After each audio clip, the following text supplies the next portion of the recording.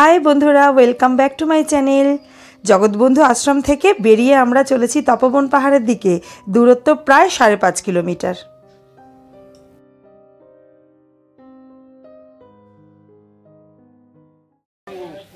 आमरा एसेছি तपोवन। चलो যাই।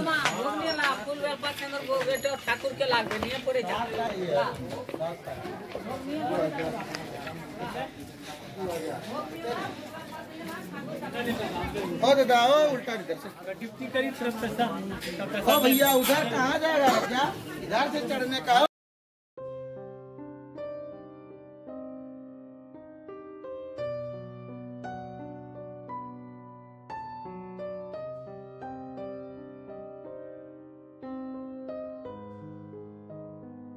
तो बंधुरा चलो तुम्हादेर एबार किछु कथा आमी बोले दी। तपोवन पहाड़े उठते गेले तुम्हादेर जूतो खुलेई उठते हबे, ताई तोमरा जे गाड़ीटीते आसबे सेई गाड़ीतेई जूतो खुले आसबे। गरमकाल तपोवन पहाड़े आसार सठिक समय एकदमई नय। सीढ़ी दिए ओठार समय अनेकेई तोमादेर गाइड नेওয়ার জন্য বলবে, तो तोमरा तोमादेर सुविधामतो गाइड नितेও पारो आबार नाও निते पारो। एखाने बानर अतटा नेই, तबे बेश किछु हनुमान आछे।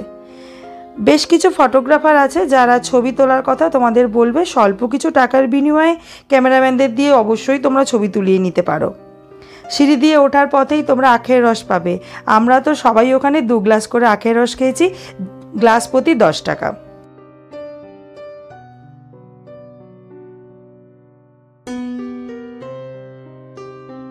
इधर से नहीं आइएगा भैया।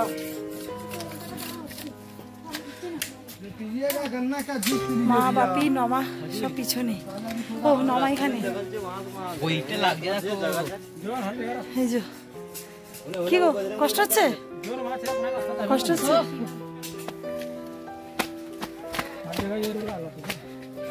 কষ্ট তো হচ্ছে কিন্তু বেশ ভালো লাগছে। ভালো লাগাটাই নেই। কষ্ট মিলবে না। এই যে এখানে পুকুর বাবা আগে আগে উঠে পড়েছে। উঠে পড়ে আর এখানে দাঁড়িয়ে রয়েছে, আমাদের জন্য ওয়েট করছে। ও হাই বলে দাও। বলে হ্যাপি গেছি আমি। চলো দেখতে। আমাদের গাইড এইটা হচ্ছে আমাদের গাইড। उधर ज्यादा जाने का नहीं, सीढ़ी इधर है, बस उधर से दर्शन कर लो।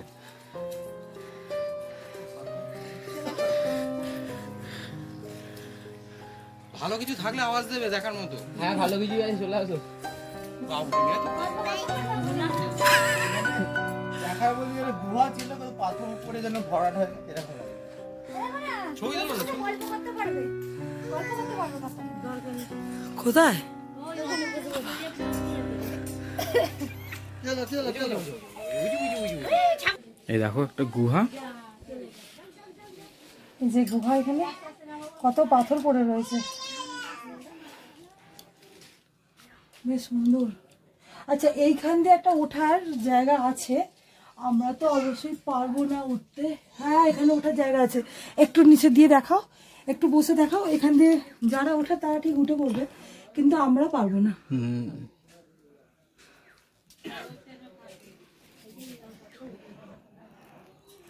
চলো বন্ধুদের আরো কিছু দেখাই।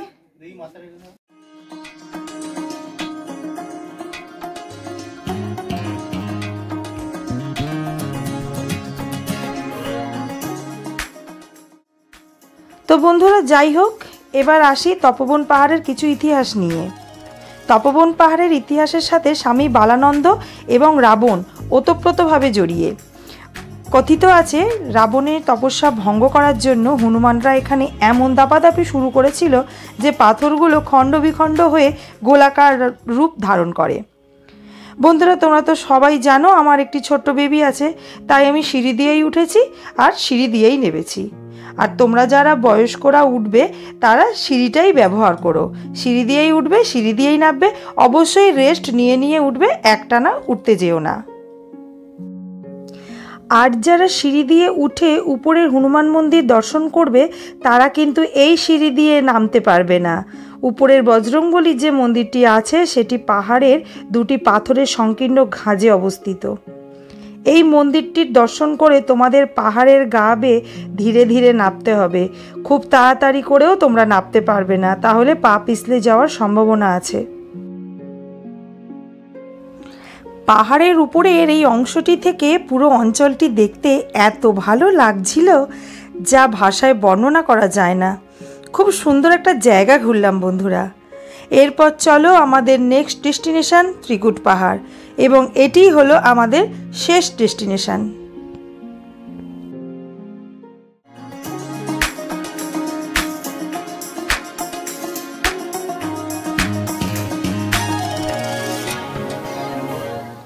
সুন্দর আঁকাবাঁকা পথ অতিক্রম করে আমরা ক্রমশ এগিয়ে চলেছি ত্রিকুট পাহাড়ের দিকে। তপোবন পাহাড় থেকে ত্রিকুট পাহাড়ের দূরত্ব 17 কিলোমিটার।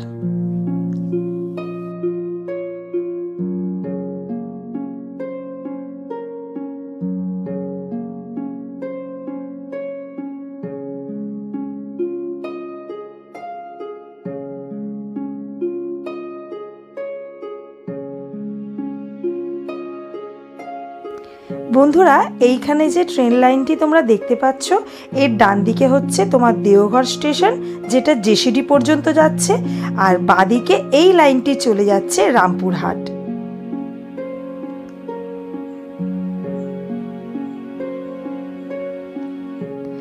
ত্রিকুট পাহাড় বাস্তবে 3টি পাহাড়ের সমন্বয়ে গঠিত। এই 3টি পাহাড় কি কি জানো তোমরা?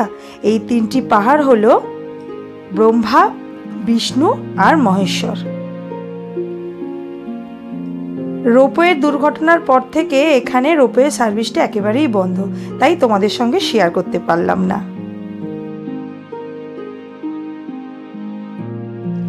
বন্ধুরা, আমরা যখন গাড়ি করে যাচ্ছিলাম, বিশ্বাস করো আমরা কেউ বুঝতেই পারিনি যে এই রকম একটা সুন্দর দৃশ্য আমাদের চোখে পড়বে। তাই ড্রাইভার দাদাকে বললাম, দাদা একটু দাঁড়াও, আমরা এখানে দাঁড়িয়ে কিছু ছবি তুলি, কিছু ভিডিও তুলি। বলে এই রকম জায়গায় কি আর বারবার আসতে পারবো বলো না? এত সুন্দর জায়গাটা, মানে অভাবনীয় একটা জায়গা।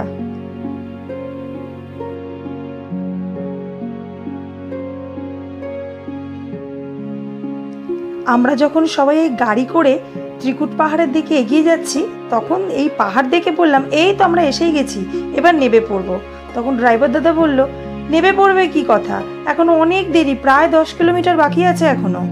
আমরা তো সবাই ভেবেই অবাক, পাহাড়টিকে এত কাছ থেকে দেখতে পাচ্ছি যেন মনে হচ্ছে এসেই গেলাম।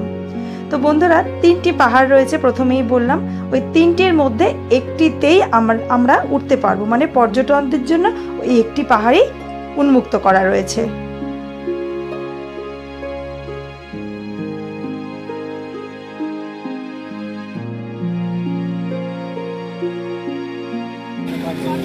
তো বন্ধুরা, আমরা চলে এসেছি এখন ত্রিকুট পাহাড়। চতুর্দিকে বাদরে ভর্তি, ভয় লাগছে কে কখন লাভ না দেয়। ছোট্ট ছোট্ট বাদর, কত বাপরে বাপ।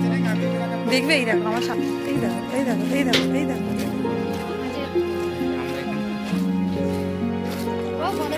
চতুর্দিকে বেশ মেলা বসেছে, ভীষণ ভালো লাগছে, পরিবেশটা খুব ভালো। আর আমার ছেলে ঘুমিয়ে পড়েছিল, তাকে তোলা হলো। আর এই সামনের এই অপূর্ব দৃশ্য দেখে চোখটা যেন জুড়িয়ে যাচ্ছে। আমি সামনে থেকে দেখে চোখ জোড়াই, আর আপনারা ভিডিওতে দেখে চোখ জোড়ান। পাহাড়ে ওঠার ডান দিকে এবং বাঁদিকে সারিবদ্ধভাবে অনেক দোকান তোমরা দেখতে পাবে। কাপড়ের ব্যাগ, প্লাস্টিকের খেলনা এবং আচার হচ্ছে এখানকার প্রধান সামগ্রী।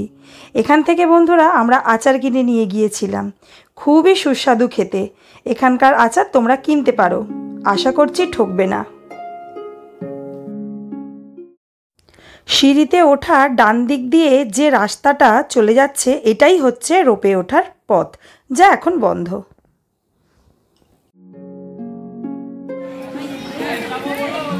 ভীষণ ভালো জায়গা। তোমরা যারা যারা দেখছো, হয়তো অনেকেই এসেছো, আবার অনেকেও আসোনি, কিন্তু যারা এসেছো তারা একবার কি করবে, প্লিজ একবার জায়গাটা ভিজিট করে যেও। দারুণ জায়গা, অনেকেই এসছে এখানে। হ্যাঁ, আবার অনেকে আসেনি। খুব বেশি দূরও নয় আমাদের কলকাতা থেকে, খুব সুন্দর ডেস্টিনেশন, 2 দিন বা ছুটি কাটানোর জন্য দারুণ জায়গা। চলো তোমাদের দেখাই। হ্যাঁ, কতক্ষণ দেখাতে পারবো জানি না। তো বন্ধুরা, ঠাকুরের নাম নিয়ে আমরা পাহাড়ে ওঠা শুরু করে দিলাম। তো এবার কতগুলি গুরুত্বপূর্ণ কথা তোমাদের বলি। এই পাহাড়ে তোমরা চেষ্টা করবে একেবারেই খালি হাতে আসতে। হ্যাঁ, একটা জলের বোতল রাখতে পারো, কারণ বানরের এখানে এত উপদ্রব যে তোমরা কিছু যদি খাবার সামগ্রী হাতে করে আনো তাহলে তোমরাই বিপদে পড়বে। আমরা আমাদের যা কিছু সামগ্রী ছিল সমস্ত কিছু গাড়ির ভিতরে ঢুকিয়ে রেখে এসেছিলাম। ড্রাইভার দাদা আমাদের বলল যে দাও সমস্ত জিনিস, আমি আমার ডিকিতে রাখি, কারণ গাড়িতেও নাকি বানর অ্যাটাক করে। বোঝো তাহলে। তো ছোট বাচ্চা নিয়ে এতটা উপরে উঠতে বেশ কষ্ট হচ্ছিল, তাও মনের ভেতরে একটা আলাদা আনন্দ লাগছিল। এই পাহাড়ে ওঠার মাঝপথে পাবে 5টি মন্দির। এছাড়াও এখানে একটি পাহাড়ি ঝর্ণা আছে, যে ঝর্ণার জল পান করলে নাকি শরীরের সমস্ত ব্যাধি দূর হয়ে যায়। সবাই এই জল পানও করছিল এবং হাত মুখও ধুয়ে নিচ্ছিল।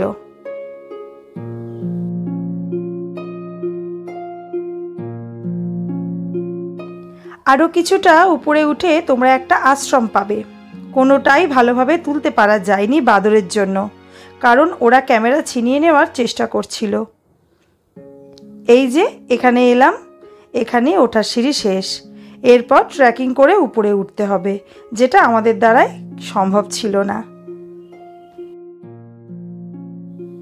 পাহাড়ে ওঠার এবং নামবার সিঁড়ির পথ একটাই এবং এটি গাছ দিয়ে ঘেরা থাকায় আমাদের কষ্টটা অনেকটাই কম হয়েছে। যে আশ্রমটার কথা আমি তোমাদের বলছিলাম, এইটাই হচ্ছে সেই আশ্রমটি। আমার বাপি বোনকে পাঠাবে বলে ভিডিও তুলছে, যেহেতু সে আসতে পারেনি। আর তোমরা তো সবার চোখ মুখ দেখে বুঝতেই পারছো, সবাই একটা বাদর আতঙ্কে ভুগছিল।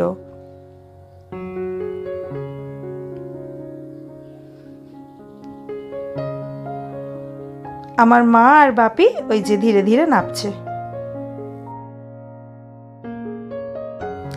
এটা শ্রী দুর্গা ধাবা। দুপুরের খাওয়া দাওয়া আমরা এখানেই সারলাম। আর এখানকার প্যারা দেওঘর বিখ্যাত। তো এখন রাত্রি 9:30 বাজে, আমরা যাচ্ছি ডিনার করতে।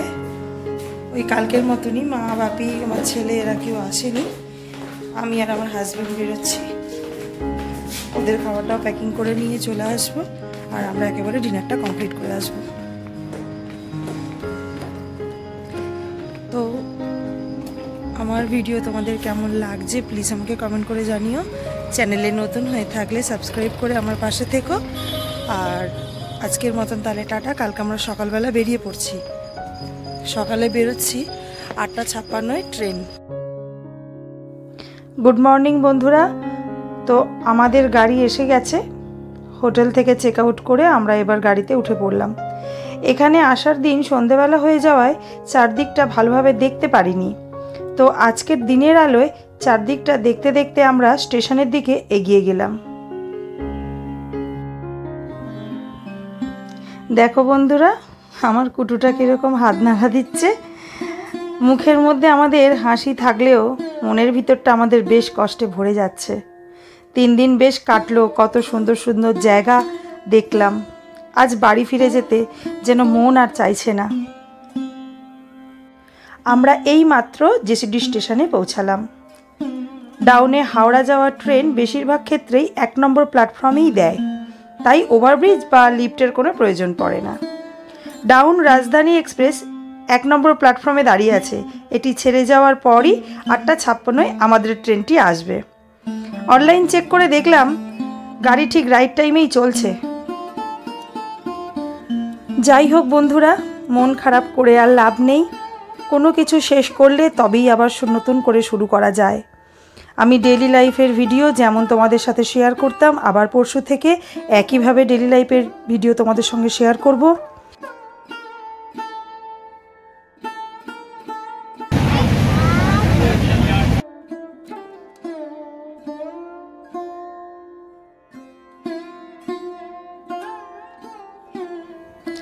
এই ভিডিওটা সামান্য যদি ভালো লেগে থাকে তাহলে প্লিজ একটা লাইক করো, আর আমার পাশে থাকার জন্য চ্যানেলটাকে প্লিজ সাবস্ক্রাইব করে রেখো।